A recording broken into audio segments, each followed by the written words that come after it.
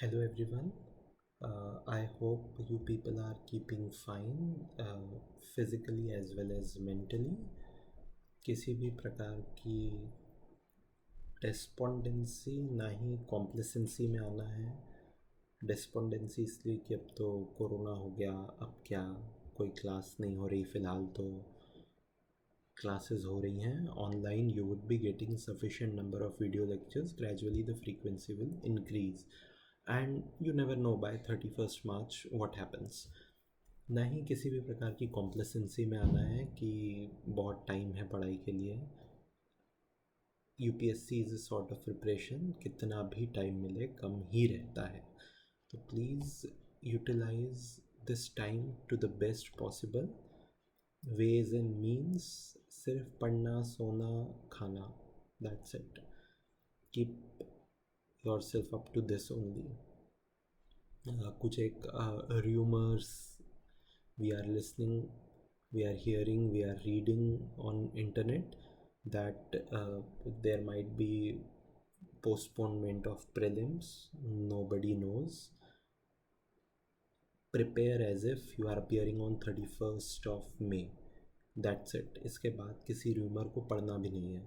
Just keep preparing as per your plan that you are appearing for prelims on 31st of May. So this is about a few bit of words of wisdom. We would be moving towards our topic of today, that is Principles of World Trade Organization. But before I begin the lecture, I just want to convey a few things.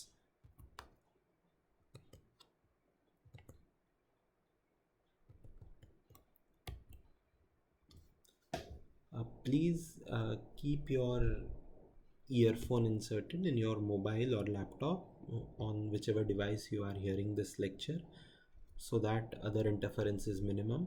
While listening to this lecture, एक pen और paper अपने पास रखिएगा and keep noting down the important points which I am speaking. This is a must. ये मत सोचिएगा कि power point में तो है ही, फिर लिखना क्यों. लिखना ज़रूरी है क्योंकि लिखने से माइंड रिटेन भी कर पाता है और कंसंट्रेशन भी लूज़ नहीं होता. तीसरी चीज़, ये जो हैंड रिटन नोट होगा इस लेक्चर का, यही आपके लिए सबसे अच्छा रिवीजन का साधन होगा, ना कि ये power point. After or in between hearing this lecture, you will face some doubts. Please pause the video, rewind it, hear it again. Even if after this you are not able to get cleared your doubt, please note down your doubt and you may call me on day after tomorrow, that is Wednesday, between 10 to 5 p.m. We will have a one-to-one discussion. So beginning our part of WTO principles, beginning our part of WTO part 2, Principles of World Trade Organization.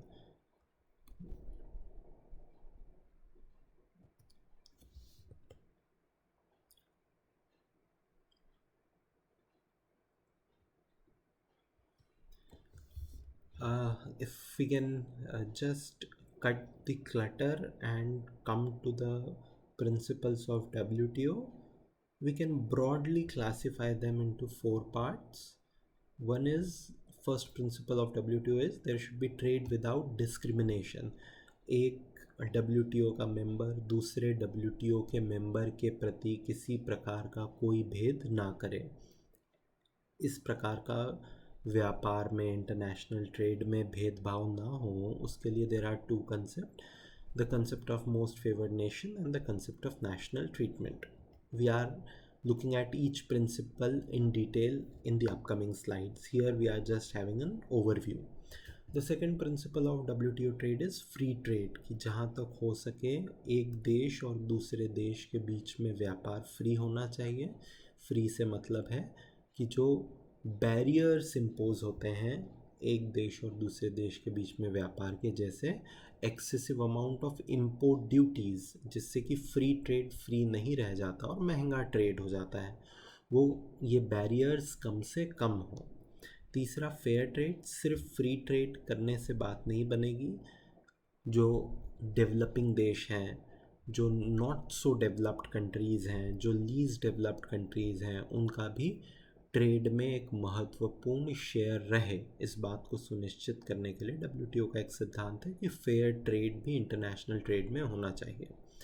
और चौथा rule है predictability, कि दो देशों के बीच में अगर किसी प्रकार का डिस्प्यूट हो तो वो एक तय प्रक्रिया के तहत, रूल ऑफ लॉ के तहत सेटल होना चाहिए।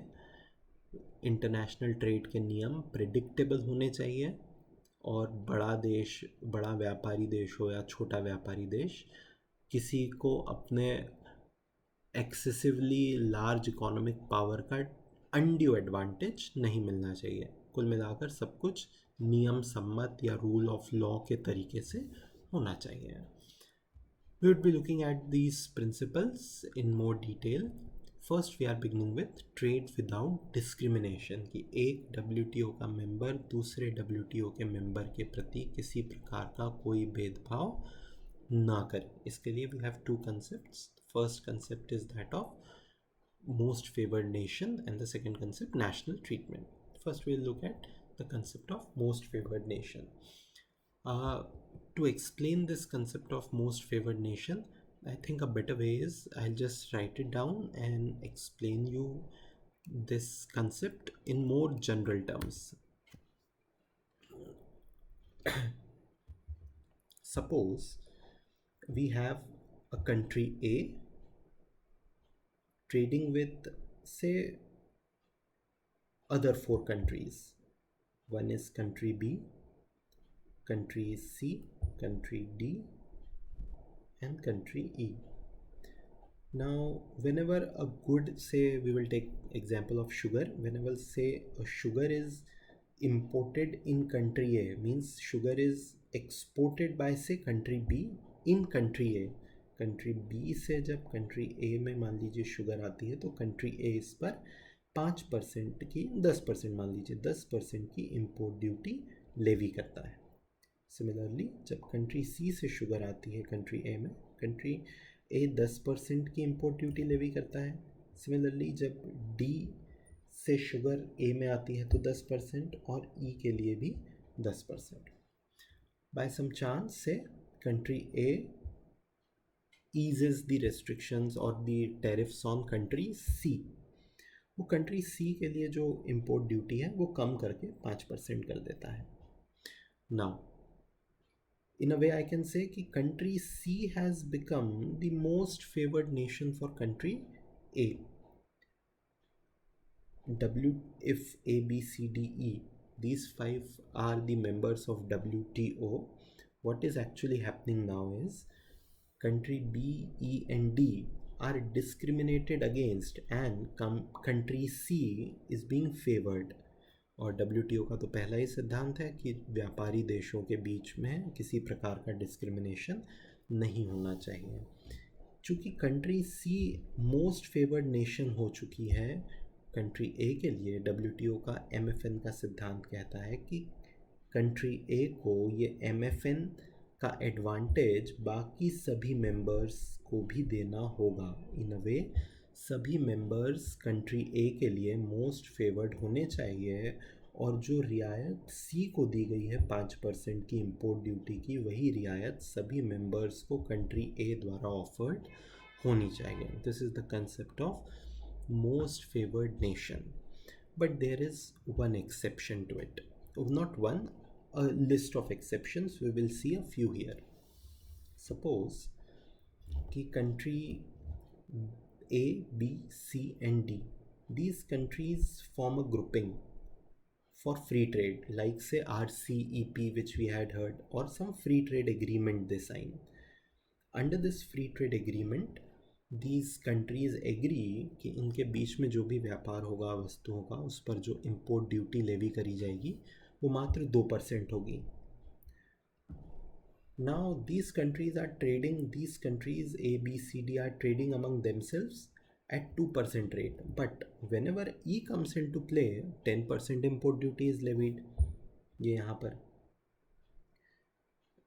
is it not the violation of non-discrimination? It appears कि हाँ ये तो डिस्क्रिमिनेशन हो रहा है इनके साथ, लेकिन ये MFN के तहत एक्सेप्शन है कि अगर आप एक ग्रुपिंग के तहत, ग्रुपिंग जैसे FTA, RCEP, preferential trade agreements, इसके तहत अगर आप ट्रेड कर रहे हैं और एक दूसरे को इंपोर्ट ड्यूटीज़ पर रियायत दे रहे हैं, this is perfectly acceptable under WTO MFN principal.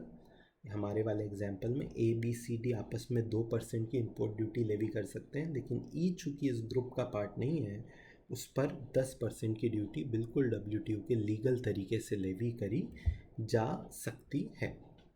I hope you understand this concept. Next thing what we'll do is we will read the MFN part.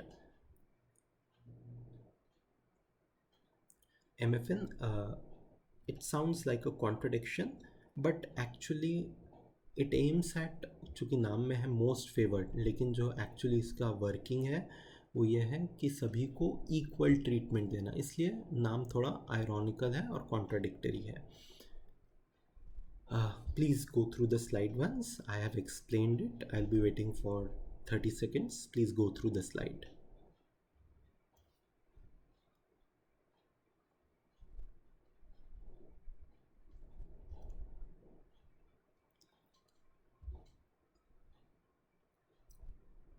इसमें जो लास्ट पार्ट है, that is MFN is part of GATS and trips. ये कुछ WTO का member बनने के लिए agreement sign करने पड़ते हैं एक मेंबर देश को. उन एग्रीमेंट्स की शर्तों को एग्री करना होता है, तभी वो देश WTO का मेंबर बनता है. We would be studying about these agreements in further lectures, but for the time being, just remember the names. और ये जो कंसेप्ट है MFN का, इन तीनों एग्रीमेंट्स में मेंशन्ड है. Moving further, again I have explained it कि there are exceptions to MFN, जैसे फ्री ट्रेड एग्रीमेंट अगर कुछ देश आपस में कर लें, या फिर एक अमीर देश किसी गरीब देश को, मींस डेवलपिंग कंट्री और लीस्ट डेवलप्ड कंट्री, इन्हें कुछ स्पेशल इंपोर्ट ड्यूटी में रियायत दे, तो भी वो MFN के नियमों का वायलेशन WTO के तहत नहीं माना जाता. या फिर थर्ड एक्सेप्शन है कि अगर एक देश अनफेयर ट्रेड प्रैक्टिसेस करके किसी दूसरे देश में वस्तुएं एक्सपोर्ट कर रहा है, तो इस देश को जिस देश में वस्तुएं इंपोर्ट हो रही हैं उसे आज़ादी है कि वो इन आने वाली वस्तुओं पर टैरिफ बढ़ा दे. These are some exceptions to MFN. MFN का एक मुद्दा न्यूज़ में भी था, that is regarding India and Pakistan. India is one of the founder member of GATT 1948 as well as WTO. जब WTO फंक्शनिंग में आता है 95 में, इंडिया 1996 में ही पाकिस्तान को MFN का स्टेटस ग्रांट कर देता है, लेकिन Pakistan never reciprocates back and Pakistan never granted India the MFN status. कुल मिलाकर अंतिम चीज़ ये होती है कि पाकिस्तान जो रियायतें दूसरे देशों को ऑफ़र करता था, वो रियायतें भारत को WTO के मेंबर होने के बावजूद नहीं मिल पाती थी. Finally, in 2019, after the Pulwama attack, India has also withdrawn the status of MFN from Pakistan. So, India and Pakistan both don't offer MFN status to each other.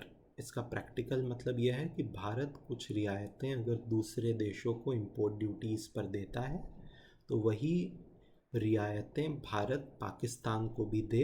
अब ये ज़रूरी नहीं है under WTO rules.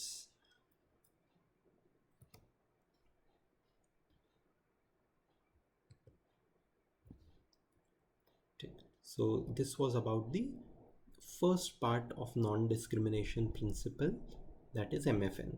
We are moving towards the second part of non-discrimination principle, that is national treatment. To understand the concept of national treatment, we will again take one example. Suppose you have United States of India exporting its say Harley bike to India. अब भारत में अगर US से Harley bike export करता है तो हम उसे फ्रीली अपने देश में एंटर नहीं होने दे सकते, हम उस पर कुछ कस्टम ड्यूटी या इंपोर्ट ड्यूटी लेवी करेंगे। एक बार हमने उसे कस्टम ड्यूटी, हमने इस बाइक पर मतलब विदेश से इंपोर्ट होने वाली वस्तु पर कस्टम ड्यूटी लेवी कर दी। इसके बाद जब ये भारत में बिकेगी, भारत में चलेगी, घूमेगी, फिरेगी एक्सेट्रा, तो समान नियम और समान टैक्सेस इस पर लागू होंगे जैसा कि भारत में ही मैन्युफैक्चर्ड प्रोडक्ट पर उस समय पर आप लगाएंगे। इस एग्जांपल में एक बार कस्टम ड्यूटी देकर हार्ले भारत में एंटर हो जाती है। इसके बाद भारत सरकार, government of India will not discriminate between the domestically produce से Hero Honda Splendor and the imported Harley. इन दोनों बाइक्स पर समानांतर तरीके से टैक्सेस इम्पोज करे जाएंगे और रूल्स एंड रेगुलेशन लागू होंगे, मतलब हार्ले को भी नेशनल ट्रीटमेंट दिया जाएगा। This idea promotes the concept of non-discrimination, that is same laws and taxes on domestically manufactured and imported items once custom duty is paid. Please read this slide. Moving further, अब ये national treatment has been lot in news, especially related to the solar subsidies.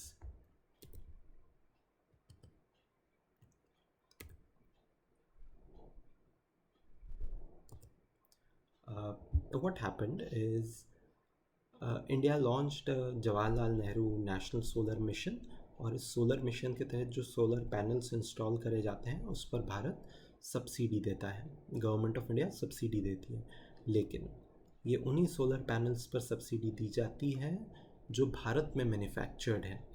जो custom duty पे करके US से भारत में बिक रहे solar panels हैं, गवर्नमेंट ऑफ इंडिया उन पर सब्सिडी नहीं देती है।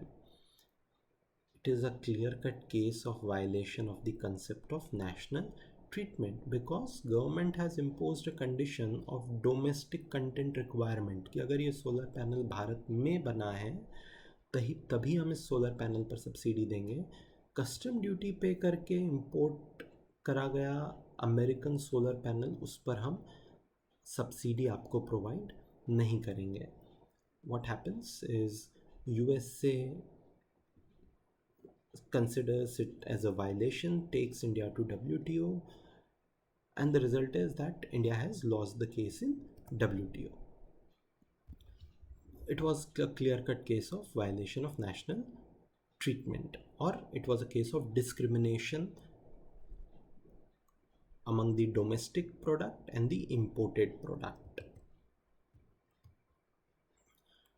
What India has done, India has reciprocated back, and India ने देखा कि यूएसए के 8 स्टेट्स हैं जो सिमिलरली डोमेस्टिक कंटेंट रिक्वायरमेंट रख रहे हैं सोलर पैनल्स और रिन्यूएबल एनर्जी इक्विपमेंट्स पर।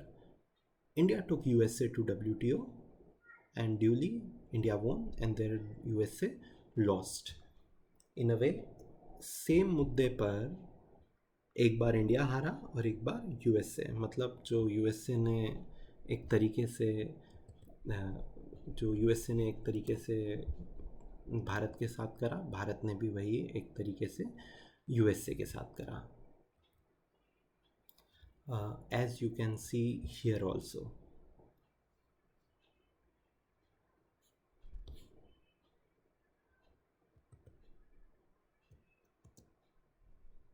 The great religious teacher Swami Vivekananda once said,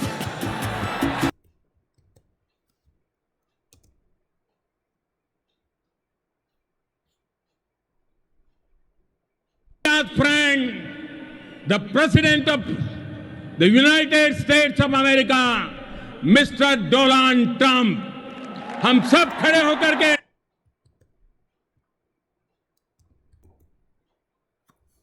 So I hope you see that India takes the revenge back. Moving on to our point, we have seen the first principle, that is that of non-discrimination, implemented through two concepts of MFN and national treatment. The second concept, the second principle of WTO trade is that of free trade. Under free trade the aim is कि एक WTO member और दूसरे WTO के member के व्यापार के बीच में कम से कम बैरियर्स हों. बैरियर्स जैसे इम्पोर्ट ड्यूटी, इसके अलावा भी कुछ बैरियर्स होते हैं, but we would be looking about them आगे. तो ये बैरियर्स कम से कम हों. अब एक सॉवरेन देश, सॉवरेन मतलब संप्रभु जिसे आदेश नहीं दिया जा सकता, एक सॉवरेन देश जो कि WTO का मेंबर है, आप उससे बोल नहीं सकते कि अभी के अभी जो इम्पोर्ट ड्यूटीज़ हैं वो आप ज़ीरो करिए या कम करिए. What you can do is you can enter these countries into negotiations, and over the time they agree to reduce the rates. This is what WTO aims at. It enters the countries into negotiations on various topics regarding removal of trade barriers. ये जो negotiations हैं कई सालों तक कई rounds में होते हैं. जैसे हमने एक के बारे में पढ़ा है, उरुग्वे राउंड ऑफ नेगोशिएशंस, जो गैट के तहत शुरू हुआ था और 1994 में मराकेश ट्रीटी में कंक्लूड होता है, जिससे कि WTO बनता है. ऐसा ही एक नेगोशिएशन जो फ़िलहाल जारी है, 2001 से जारी है, that is regarding Doha round of negotiation which aims to minimise the trade barriers both for developed as well as developing countries. ये क्या है दोहा राउंड ऑफ नेगोशिएशंस, हम आगे लेक्चर्स में देखेंगे. तीसरी चीज़ जो फ्री ट्रेड का प्रिंसिपल ने एक्चुअली एक बहुत बड़ी गिफ्ट के तौर पर दुनिया को दी है, कि जो आम तौर पर average import duties, custom duties लागू होती थी, जो कि 40% होती थी. 100 रुपये की वस्तु अगर इंपोर्ट होकर एक देश में आती है तो 1950s में वो 140 रुपये की कम से कम बिकती थी. Over the years, due to these negotiations, these trade barriers like import duties, tariffs have reduced. They have gone down to about 4%. It is a big boost to international trade. Now, what are exactly the barriers to free trade? जो हमने बोला कि free trade को promote करने के लिए barriers कम से कम करने की ज़रूरत है. ये बैरियर्स होते क्या हैं? These barriers can be further classified into two types. One is tariff barrier and one is non-tariff barrier. Tariff barrier मतलब आप import duties सीधे से किसी वस्तु पर बढ़ा दीजिए. जैसे आईफोन अगर US से मैन्युफैक्चर होकर इंडिया में आता है, 1 लाख रुपए का है, आप उस पर इम्पोर्ट ड्यूटी लेवी कर दीजिए 100% की, तो आईफोन जो 1 लाख रुपए का है, it would be sold at 2 lakh rupees in India because 1 lakh of custom duty has to be paid. और जितनी ज़्यादा कस्टम ड्यूटी रखेंगे उतनी ज़्यादा फॉरेन से आने वाले गुड्स कॉस्टली होंगे. इन a way, by increasing these custom duties or tariff, you tend to protect your domestically manufactured goods. But the harm is that it substantially reduces international trade.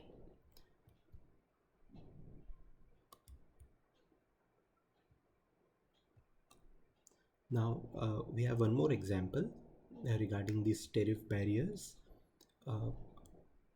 Harley. When Harley is exported from USA and comes to India, we impose custom duty on it. But the custom duty is extremely high. It is about 50%. जब 50% की custom duty levy होती है तो Harley की कीमत ऐसे ही 50% बढ़ जाती है, जिस कारण से यहाँ पर उसकी डिमांड कम होती है और USA के लिए लॉस होता है. This has made president Trump very very angry, and in almost all trade negotiations he has raised this issue. As you can see a clip shown here. Moving on to non-tariff barriers. तो free trade में trade barriers हैं. Trade barriers दो प्रकार के हैं. Tariff barriers मतलब import duties, और non tariff barriers एक एक करके देखते हैं। पहला non tariff barrier quantitative restrictions. Quantitative restrictions मतलब आप इंपोर्ट ड्यूटी तो नहीं बढ़ा रहे हैं, जो है वही रख रहे हैं, लेकिन आप क्वांटिटी फिक्स कर देते हैं कि इस देश में हमने हार्ले पर इंपोर्ट ड्यूटी 10% कर दी है, लेकिन हम मात्र 7 हार्लेज भारत में इंपोर्ट करना अलाउ करेंगे। तो एक तरीके से you put up quantitative quota. It is a sort of barrier to international trade. Second is you set unreasonable standards. Under WTO rules, you are allowed to set standards but not unreasonable for the products which get imported in your country. जैसे if you are importing say medicines, तो it is your legal right under WTO you can set standards कि this medicines should have this and this quality of chemical, should not be of date above the expiry XYZ. But these standards need to be reasonable and scientific. Often these standards are divided into two parts. One is technical barriers and one is sanitary and phytosanitary standards. Technical barriers are generally imposed on objects like say cars, motorcycles, जहाँ पर आप standards तय कर सकते हैं कि एक car में 6 एयरबैग होंगे, 4 एयरबैग होंगे, तभी हम हमारे देश में इसे इंपोर्ट करना अलाउ करेंगे। But now if you set unreasonably high technical standards कि से टाटा नैनो एक्सपोर्ट होनी है यूएस में एंड दे से कि इसमें 6 एयरबैग होना ज़रूरी है, दीज आर अनरीजनेबल स्टैंडर्ड्स। जब इस तरीके के स्टैंडर्ड्स होंगे तो शायद टाटा नैनो एक्सपोर्ट ही हम ना कर पाए, तो this will act as a barrier to trade. Second standard is sanitary and phytosanitary standards. These are generally related to animal products and plant products. For plant products obviously it is phytosanitary standards and for animal products it is sanitary standards. जैसे if you are importing say vegetables from some country, you can put phytosanitary standards like कि इन vegetable के पर ग्राम में इतने amount, इतने microgram से ज़्यादा pesticide अगर होंगे तो हम इसका इंपोर्ट हमारे देश में अलाउ नहीं करेंगे।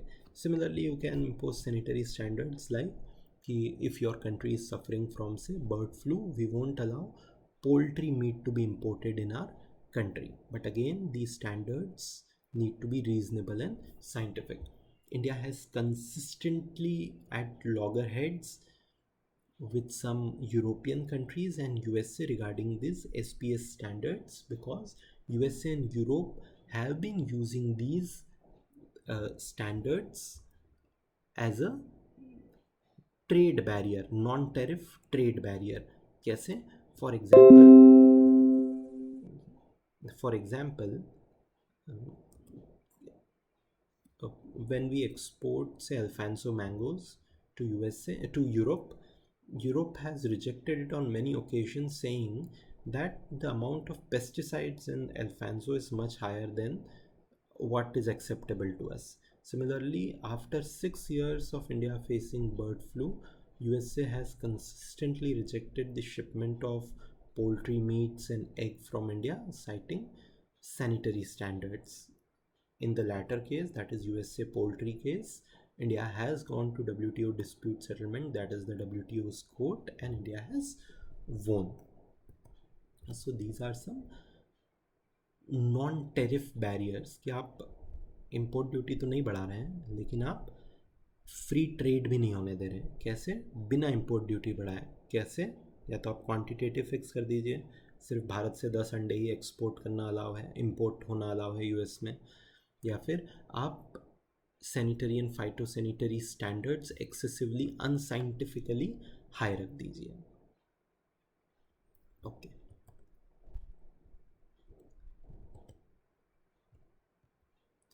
Next is administrative delays. It is also non tariff barrier कि सपोज़ एक शिपमेंट पाकिस्तान से आकर भारत में है, से टमाटरों का, कि पाकिस्तान ने टमाटर एक्सपोर्ट करे हैं, हमने उस पर कोई टेरिफ नहीं लगाया है, हमने क्वांटिटेटिव रेस्ट्रिक्शन भी नहीं लगाए हैं, फाइटोसैनिटरी स्टैंडर्ड्स भी इम्पोज नहीं करे हैं, लेकिन वाघा बॉर्डर पर उसे कस्टम क्लियरेंस ही नहीं दिया भारत ने, और 15 दिन तक टमाटर वहीं कंटेनर में सड़ गए। In a way it is a barrier to free trade. तो ये जो एडमिनिस्ट्रेटिव डिले हैं, कागजी कार्रवाई है, ये जल्दी से जल्दी होनी चाहिए अगर फ्री ट्रेड को बढ़ावा देना है। तो इसी के तहत एक एग्रीमेंट साइन हुआ है WTO के तहत दुनिया के देशों के among, that is Trade Facilitation Agreement, which aims at minimizing these administrative delays.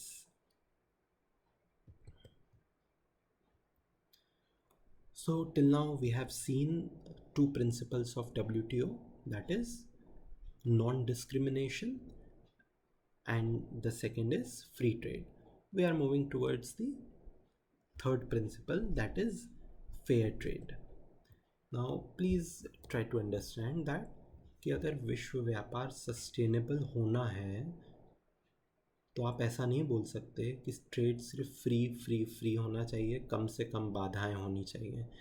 ये फ्री ट्रेड जो है, जैसे इंपोर्ट ड्यूटीज़ का कम होना, आमतौर पर it is to a great extent beneficial to the highly efficient countries, क्योंकि उनके प्रोडक्ट्स हाईली एफिशिएंट हैं, और जब ये प्रोडक्ट्स एक गरीब देश में बिकने जाएंगे, उस गरीब देश के प्रोडक्ट शायद इतने एफिशिएंटली इस अमीर देश के प्रोडक्ट से compete नहीं कर सकते। इसीलिए वो जो लेस डेवलप्ड कंट्री है, डेवलपिंग कंट्री है, वो इस पर टेरिफ हाई रखते थे। लेकिन जब आप फ्री ट्रेड का हवाला देकर टेरिफ भी कम कर देंगे, तब डोमेस्टिक प्रोडक्ट और ये इंपोर्ट किया गया प्रोडक्ट में जो आम जनता चुनेगी, आमतौर पर हाईली एफिशिएंट इम्पोर्टेड प्रोडक्ट को ही चुनेगी। तो फिर ये फ्री ट्रेड तो रहा, लेकिन ये फेयर ट्रेड नहीं रहा। Those countries which are poor, least developed, they will not be in a position to compete with highly developed countries, and that's why we need the principle of fair trade. This fair trade, the idea of fair trade was propounded under Doha round of agenda, कि जहाँ पर दोनों चीज़ों को साथ लेकर आगे चलने की बात कही गई है कि डेवलप्ड कंट्रीज़ की मांगें जैसे टैरिफ में रिडक्शन, साथ ही डेवलपिंग कंट्रीज़ की जो डिमांड्स जैसे, और लीस्ट डेवलप्ड कंट्रीज़ की डिमांड्स जैसे कि जो डेवलप्ड कंट्रीज़ हैं वो उन्हें duty free, quota free access provide करें अपने देश के अंदर। दूसरा पहलू फेयर ट्रेड का है कि अगर एक देश अनफेयरली अपने प्रोडक्ट्स किसी दूसरे देश में एक्सपोर्ट करता है, तो जो जिस देश में अनफेयरली प्रोडक्ट्स इंपोर्ट होकर आ रहे हैं, उसके पास क्या साधन है इस एक्सेसिव अमाउंट ऑफ इंपोर्ट को रोकने का। तो अंडर WTO इस देश के पास दो टूल्स अवेलेबल हैं, that of anti dumping and countervailing. Anti dumping we'll try to understand first of all. Under anti-dumping, अगर एक देश, say we will take one example of China.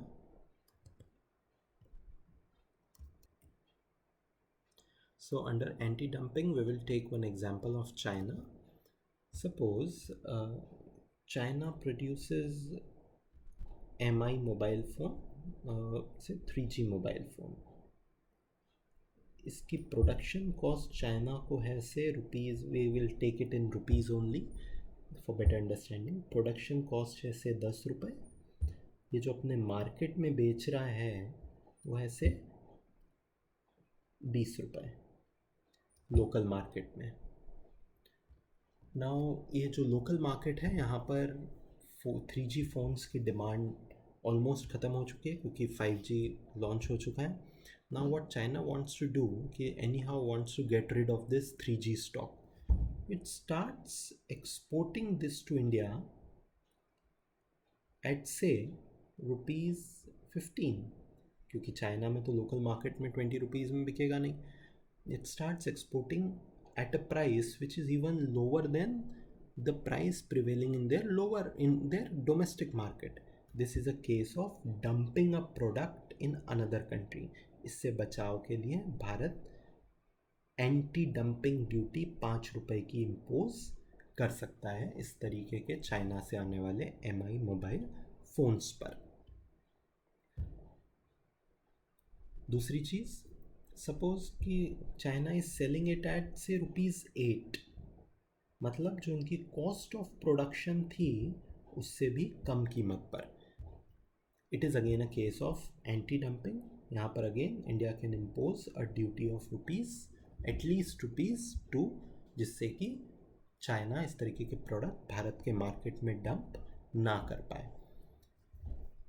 तो this is a protection available to countries for promoting fair trade, anti dumping duties. You might ask कि आमतौर पर एक country ऐसा क्यों करेगी कि जो उनको लागत है उससे भी कम कीमत पर कोई product they are sending, exporting to another country. One example, just I said obsolete technology, की टेक्नोलॉजी पुरानी हो गई है, डोमेस्टिक मार्केट में कोई खरीदार नहीं है। At the same time there can also be another reason, that is से कि MI mobile phone wants to create a monopoly in India by eliminating domestic manufacturers। वो डोमेस्टिक मैन्युफैक्चरर्स को पूरी तरीके से ख़त्म कर देना चाहते हैं, इसलिए बहुत सस्ते दाम पर भारत में they are sending this mobile phones. This is also known as predatory pricing. जब आप अपने कॉम्पिटिटर को ख़त्म करने के लिए दाम इतने कम करते हैं कि आप खुद लॉस बियर करते हुए भी उस चीज़ को बेचते हैं, तो there might be case of predatory pricing और ऑब्सोलीट टेक्नोलॉजी, जिस कारण से एक देश दूसरे देश में अपने प्रोडक्ट्स डंप करता है। अगर इससे बचाव करना है इस दूसरे देश को, तो WTO has provided the idea of anti dumping. Please go through this slide, I have explained it completely.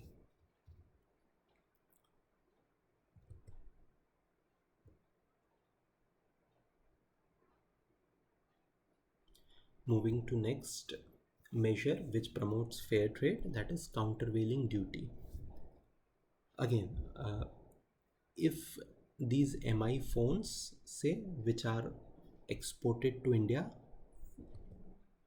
at say ₹20, लेकिन इसमें ₹12 की सब्सिडी चाइनीज़ गवर्नमेंट द्वारा प्रोवाइडेड थी। इन अ वे ये जो फ़ोन है ये ₹20 में इसलिए बिक पा रहा है क्योंकि ₹12 की सब्सिडी गवर्नमेंट द्वारा प्रोवाइडेड है। लेकिन Indian government is not in a position to provide such sort of subsidies to its domestic manufacturers. तो से माइक्रोमैक्स अपना फ़ोन अपने भारत में ही ₹32 का बेचता है, लेकिन चाइना को ₹12 की सब्सिडी मिली है।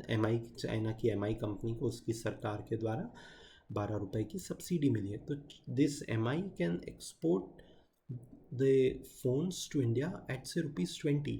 जब इस तरीके से सब्सिडाइज्ड फ़ोन भारत में आएंगे तब ये फेयर ट्रेड नहीं रह गया। क्यों? क्योंकि आप सब्सिडी का लाभ लेकर कम दाम पर इंटरनेशनल ट्रेड कर रहे हैं। ऐसे केस में आम जनता would be a rational decision maker, वो माइक्रोमैक्स का फ़ोन ₹32 का ना खरीद के ₹20 का MI का फ़ोन खरीदेगी। It will be a severe loss to our domestic manufacturers. In such conditions where subsidies lead to disadvantage to domestic producers, domestic manufacturers, and unfair trade is going on, government has the right to impose countervailing duties. जो मैंने example अभी बताया उसके तहत ₹12 तक की countervailing duty government impose कर सकती है इस तरीके के चाइनीज़ प्रोडक्ट्स पर। तो in a way, to counter the effect of subsidies on international trade, governments have the right to impose countervailing duties. लेकिन all form of subsidies are not banned by WTO. कुछ subsidies, you might have heard these terms, green box and blue box subsidies are allowed under WTO. ये क्या है? We will be discussing in further lectures. Another thing, मतलब fourth principle, तो I think till now what we have seen, first principle we have seen कि कोई discrimination नहीं होना चाहिए WTO के मेंबर्स के बीच में ट्रेड को लेकर। Second principle we have seen कि फ्री ट्रेड होना चाहिए और ट्रेड बैरियर्स कम से कम होने चाहिए। Third principle we have seen कि फेयर ट्रेड होना चाहिए, जैसे एंटी डंपिंग ड्यूटीज़ लेवी करने का अधिकार होना चाहिए, सब्सिडीज़ मौजूद नहीं होनी चाहिए इंटरनेशनल ट्रेड में. We are moving towards the fourth principle of WTO, that is predictability. Predictability मतलब जहाँ तक हो सके इंटरनेशनल ट्रेड तय नियमों के आधार पर हो और ये नियम सभी देशों पर बाध्य हों.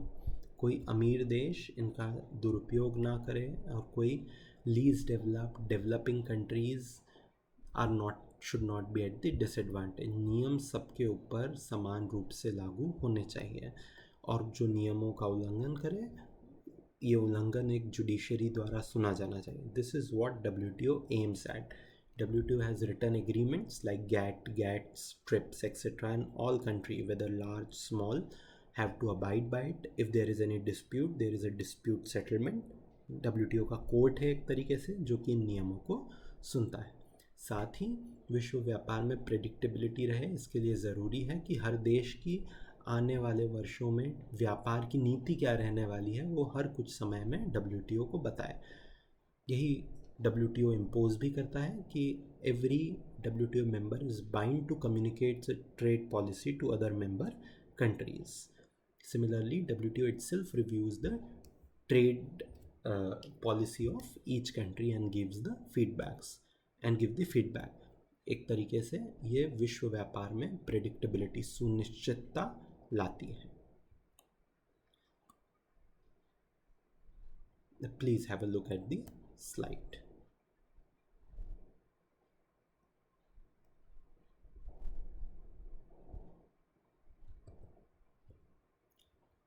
So just let's recap and summarize what we have read till now.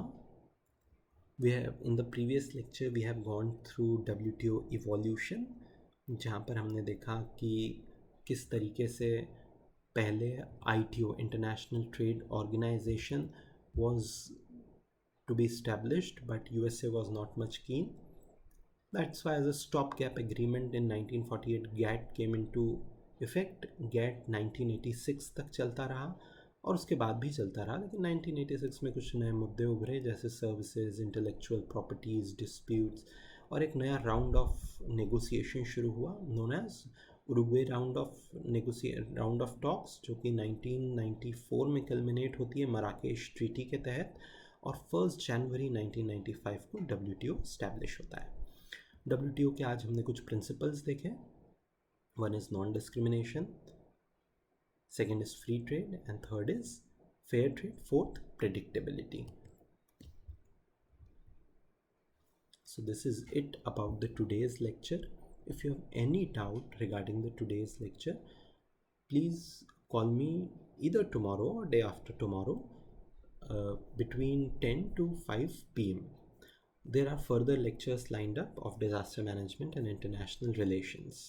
I'll be communicating to you soon. By that time, please take a very good care of your health and don't be complacent कि बहुत सारी छुट्टियाँ मिल गई, and neither be हताश कि अब क्या. You would be provided lot of things have been completed, a few things are remaining. We are trying to complete it through these sort of video lectures. Thank you.